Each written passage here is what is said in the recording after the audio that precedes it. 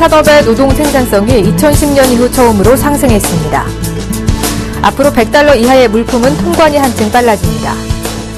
금도 주식처럼 공개시장에서 투명하게 거래할 수 있도록 한다며 지난달 24일에 개장한 금시장이 개장 한 달을 맞았지만 기대에 부응하지 못하고 있습니다. 중국 정부가 대규모 경기 부양책 대신에 기존의 미니 부양책을 강화해 1분기와 같은 합리적 수준의 경제 성장률을 유지하겠다고 천명했습니다. 시청자 여러분 안녕하십니까? 센 경제 현장의 정혜림입니다. 코스피 지수가 5거래일 연속 하락 마감 지었습니다. 자세한 마감 소식 증권부의 강광우 기자 연결해 알아보도록 하겠습니다. 안녕하십니까? 네, 안녕하십니까? 네, 오늘장 마감 소식부터 전해주시죠. 네, 코스피 지수가 1990선은 지켰지만 5거래일 연속 약세로 마감했습니다. 장 초반 2000선을 터치하며 상승 출발했지만 기관의 매도세가 확대되면서 상승 탄력을 받지 못했습니다. 오늘 코스피 지수는 전날보다 0.01% 하락한 1992.05에 거래를 마쳤습니다. 기관은 오후 들어 매도 규모를 확대해 총 1,600억 원을 순매도했습니다. 개인 역시 66억 원 규모로 순매도를 했습니다. 외국인은 1,700억 원 순매수했습니다. 업종별로는 유통, 은행, 통신 등이 오른 반면 의료정밀, 섬유의복, 비금속 광물 등은 떨어졌습니다. 시가총액 상위 종목은 상승 종목이 많았습니다. 현대모비스, SK하이닉스, 포스코 등은 상승세로 마감했고 삼성전자, 현대차 등은 내렸습니다. 네, 그렇군요. 이 자동차의 자동 변속기 진화의 최대 수혜주인 유니크가 오늘장에서 급등을 했다면서요? 네, 자동차 부품업체인 유니크가 호실적 기대감에 큰 폭으로 올랐습니다. 유니크는 오늘 코스닥 시장에서 전날보다 14.07% 오른 6,160원에 거래를 마쳤습니다. 증권가에서는 유니크의 실적 증가 전망 보고서가 나온 것이 투자 심리를 촉발한 것으로 보고 있습니다. 대우증권은 이날 자동차 자동 변속기 부품인 솔레노이드를 생산하는 유니크가 자동차 변속기 진화의 최대 수혜주라는 내용의 보고서를 내놨습니다. 오타근 연구원은 현대파워텍 2공장 가동과 LF 소나타 등 신차 출시에 따른 솔레노이드 밸브 매출 증가가 지속될 것이라며 자동 변속기가 진화할수록 유니크의 매출액 성장세는 더욱 탄력을 받을 수 있을 것이라고 내다봤습니다. 오 연구원은 또 유니크는 10단 자동 변속기용 솔레노이드 밸브 연구 개발을 진행하고 있다고 소개했습니다. 유니크는 국내 솔레노이드 시장의 75%를 점유하고 있습니다. 시장 전문가들은 올해 유니크의 매출액은 전년 대비 21.8% 증가한 2,641억 원, 영업이익은 70.5% 증가한 283억 원을 올릴 것으로 예상하고 있습니다. 네, 유니크와 반대로 하락 반전한 종목도 있죠. 실리콘웍스가 동부 하이텍 인수설 부인 소식에 하락세로 돌아섰다면서요? 네, 실리콘웍스가 동부 하이텍 인수설을 부인했습니다. 실리콘웍스의 주가는 6거래일 만에 하락했습니다. 실리콘웍스는 오늘 코스닥 시장에서 전날보다 1.66% 내린 23,500원에 거래를 마쳤습니다. 지난 9일 이후 6거래일 만에 하락세로 돌아선 것입니다. 이 회사 주가는 최근 LED 조명 사업 진출을 선언하면서 상승 바람을 탔습니다.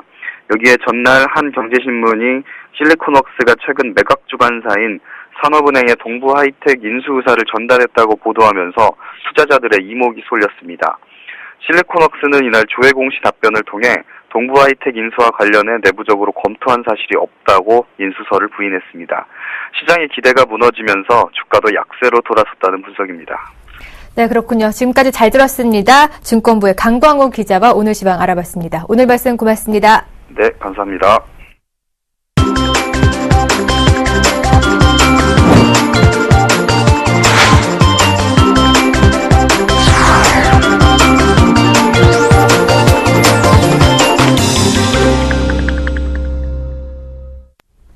오늘의 주요 뉴스입니다.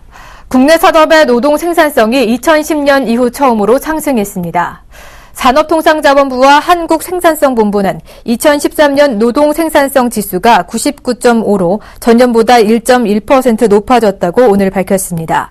노동 투입량 대비 산출량을 보여주는 이 지수가 오른 것은 2010년 3.7% 이후 처음입니다. 2011년과 2012년에는 각각 마이너스 0.3%, 마이너스 1.3%로 하락했습니다. 산업부는 지난해 설비 투자 부진에도 완만한 경기 회복에 따른 건설 투자, 소비, 수출 수출 증가에 힘입어 산업 생산이 1.6% 늘어나 0.4%였던 노동 투입량 증가율을 웃돈 것이 생산성 개선으로 이어졌다고 설명했습니다. 산업별 노동 생산성을 보면 건설업 3.1%, 서비스업 1.4%, 제조업 0.1% 순으로 오름폭이 컸습니다. 앞으로 $100 이하의 품목은 통관이 한층 빨라집니다. 또 해외 직접 구매의 간편 통관 절차도 모든 업체에 적용되는 등 세관 규제가 대폭 완화됩니다. 관세청은 오늘 민관합동 규제개혁 추진단 회의를 열어 이런 내용의 10대 분야 142개 규제개혁 과제를 확정해 발표했습니다. 규제 개혁안에 따르면 개인이 사용할 $100 이하의 물품은 현행 의류나 신발처럼 간단한 서류만 제출하면 신속 통관이 가능해집니다. 또 입국할 때 공항과 항만에서 물품을 먼저 찾아가고 세금은 나중에 내는 사후 납부 대상도 현행 납부세액 기준 100만 원에서 200만 원으로 확대됩니다. 관세청은 아울러 외국 여행자가 면세 범위를 초과한 물품을 세관에 스스로 신고하면 세금을 감면하는 방안도 관계 부처와 협의해 추진할 예정이라고 밝혔습니다. 금도 주식처럼 공개 시장에서 투명하게 거래할 수 있도록 한다며 지난달 24일에 개장한 금시장이 개장 한 달을 맞았지만 기대에 부응하지 못하고 있습니다. 오늘 한국거래소에 따르면 개장일부터 이달 15일까지 KRX 금시장에서 거래된 금의 양은 하루 평균 3.642kg에 그쳤습니다. 일평균 거래대금은 1억 6,395만 원입니다. KRX 금시장 개장 전 관련 업계에선 하루 거래량이 10kg 정도는 돼야 공개시장으로서의 제 역할을 할 것으로 예상한 바 있습니다.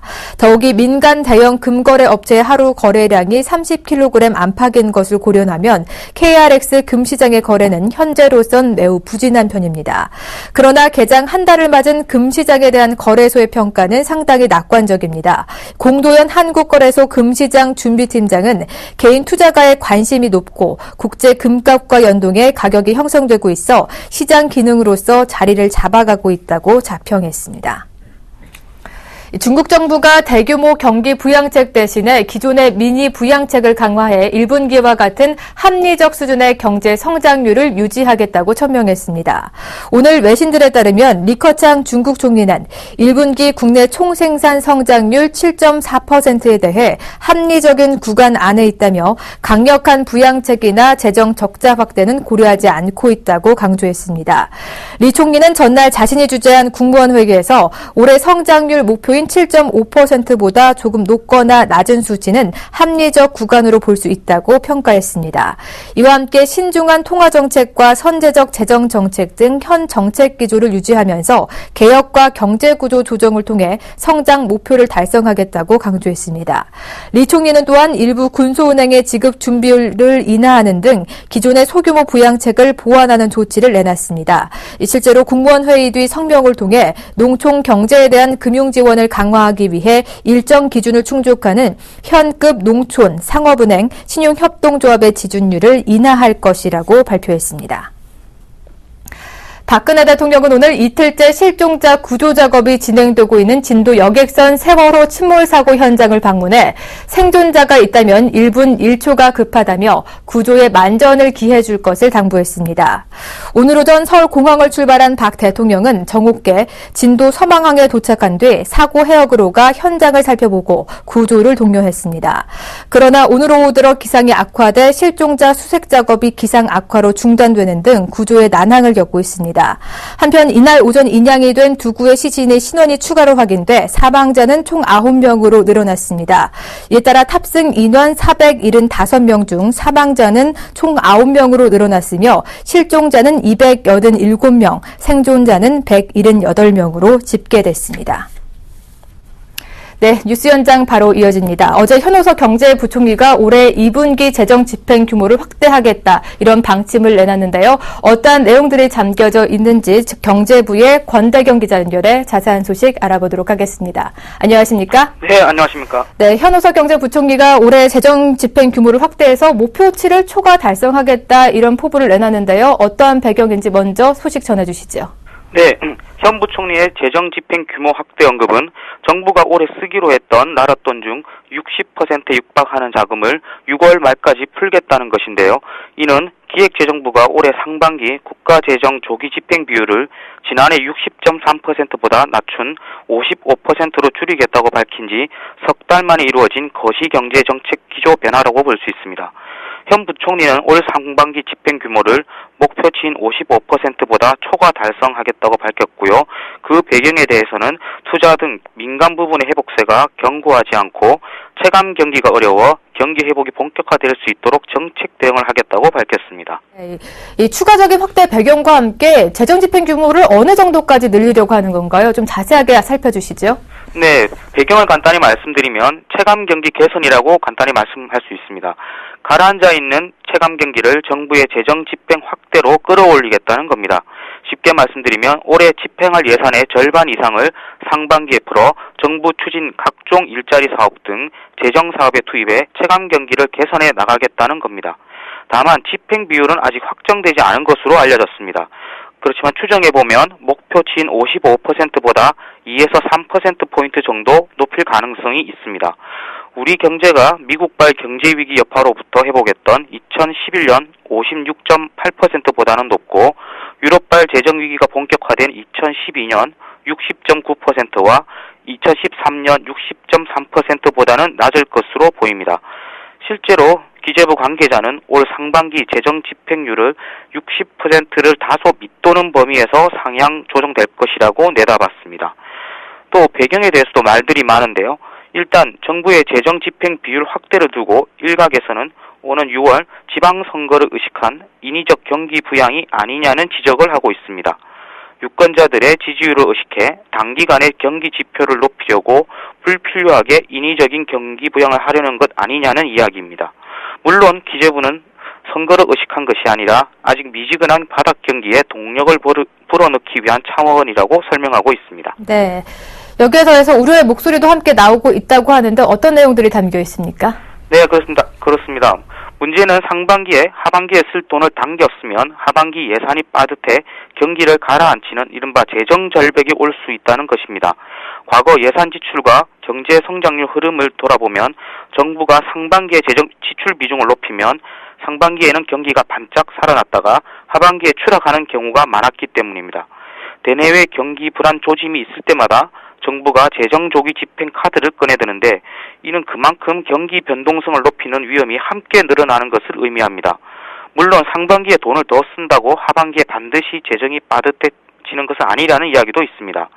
지난해 60.3%를 상반기에 썼지만 연말에는 18조 원이나 불용액이 생겼다는 게 근거입니다. 물론 여기에도 반론은 있습니다. 지난해 하반기 재정 운용에 빨간불이 켜지자 각 부처에 불교불급한 지출은 미루라고 지침을 내리는 등 지출을 과도하게 줄였기 때문에 불용액이 생겼다는 겁니다. 네, 재정 집회를 확대를 해서 경기를 살리겠다는 건데 체감 경기를 살릴 수 있을까요? 어떻게 전망이 나오고 있습니까? 예, 정부가 돈을 더 푼다고 체감 경기가 살아날 수 있을지는 장담하기 어려운 실정입니다. 정부가 재정 집행을 늘려도 그 돈이 기업 투자나 가계 소비로 이어지지 않고 금고나 장롱 속에서 잠잘 가능성이 있기 때문입니다. 오히려 유동성 함정의 위험만 키울 가능성이 높다는 지적도 나오고 있습니다. 체감 경기가 좋지 않은 것은 시중에 돈이 부족해서가 아니라 기업이나 민간의 투자 유인이 부족하기 때문이라는 진단에 따른 것입니다. 잠깐의 재정 지출 확대로 단기적인 지표 호전은 기대할 수 있겠지만 체감 경기 자체를 살리기에는 역부족일 것이라는 분석이 많습니다. 여기에 지표 경기와 체감 경기의 괴리를 의미하는 경기 디커플링 심화로 이어질 수 있다는 우려까지 있습니다. 때문에 전문가들은 조삼모사식 재정조기 집행카드를 꺼내들기보다 기업의 유보금을 투자에 쏟아부을 수 있도록 규제 완화와 내수 회복에 좀 더 역점을 두는 전공법을 택해야 한다고 입을 모으고 있습니다. 네, 잘 들었습니다. 지금까지 경제부의 권대경 기자와 함께했습니다. 오늘 말씀 고맙습니다. 네, 감사합니다.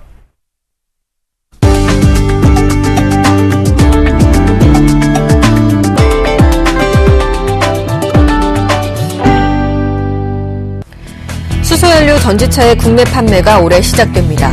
현대자동차는 오는 6월 광주광역시에 15대를 공급하는 것을 시작으로 수소연료 전지차 40대를 올해 안에 국내 지자체 등에 판매할 계획이라고 17일 밝혔습니다. 수소연료 전지차는 기름 대신 수소와 공기 중의 산소를 이용해 전기를 생산하는 수소연료 전지를 일종의 배터리처럼 사용하는 자동차입니다. 물 외에 이산화탄소 등 다른 배출물이 없어 미래 친환경차로 주목받고 있습니다. 현대차는 SUV 모델인 투싼에 수소연료 전지차 시스템을 적용했습니다. 정지 상태에서 시속 100km에 도달하는 시간은 12.5초이고 최고 속도는 시속 160km입니다. 수소를 1회 충전했을 때 최대 415km를 갈 수 있습니다. 현대차는 또 수소 저장 탱크에 대한 파열 및 화염 시험, 낙하 시험 등 14가지 항목의 인증을 거쳤고 일반 차량에도 적용되는 충돌 시험을 포함해 13가지 항목에 걸쳐 안전성을 인증받았다고 밝혔습니다. 오는 22일부터 국내 전용 카드를 일본에서도 마음대로 쓸 수 있게 됩니다. 17일 금융권에 따르면 신한카드는 국내 전용 카드를 일본 내 제휴 가맹점에서 사용할 수 있도록 일본 NTT 데이터와 22일 양해각서를 체결했다고 금융감독원에 보고했습니다. NTT 데이터는 일본 NTT그룹의 자회사로 대형 가맹점만 1,300개에 달하고 일본 전역에 결제 단말기 70만 개를 설치해 놓은 대형 결제 대행 업체입니다. 금융당국 관계자는 최근 신한카드가 비자카드 등 국제 브랜드를 이용하지 않고도 국내 전용 카드로 일본에서 결제가 가능하도록 시스템을 구축했다는 보고를 받았다고 밝혔습니다. 카드 결제 방식은 국내와 같아 신한카드 소지 고객은 별도의 절차 없이 일본에서 신한카드로 대금을 결제할 수 있습니다. 카드업계 1위인 신한카드가 일본에서 결제 가능한 국내 전용 카드를 내놓음에 따라 국민카드, 삼성카드 등 다른 카드사들도 유사한 방식을 추진할 것으로 보입니다. 신라면세점은 국내 면세점 최초로 AEO 인증을 받았다고 17일 밝혔습니다. AEO는 세계 관세기구 WCO가 수출입 안전관리 우수기업에 주는 국제 인증입니다.